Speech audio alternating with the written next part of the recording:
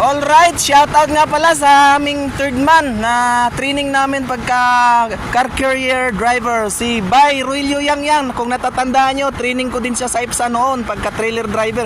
Nang libre siya ng ng Jollibee dahil gagraduate na siya sa Lunes. Bay, congrats, gagraduate ka na. At ito, magpapa-Jollibee siya. Thank you, Arvin. Dahil sa'yo, nakadalibig kami. Oh, yeah! Pwede tayo. Kainan na. Oh, baka pagalitan tayo dyan. Doon sa truck ay.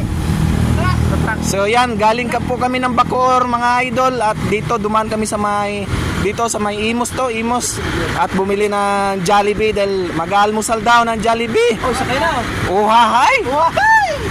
Alright, ito na yung palibre ni Bayang Yang na Jollibee. Bay, maraming salamat sa Jollibee, Bay. Oh, Thank you. Isang bucket. Dahil sa RBL, nakadalibig kami. Oh, hahay. Thank you.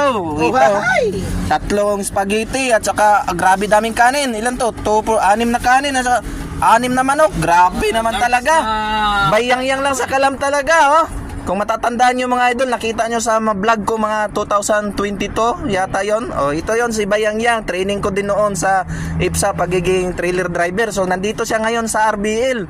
Training din siya dito, third month ka ngayon at na siya, yung graduate na siya sa Lunes kaya nagpa-Jollibee. Alright. Why? Kainan na. Thank you. Thank you Lord sa blessing. Thank you.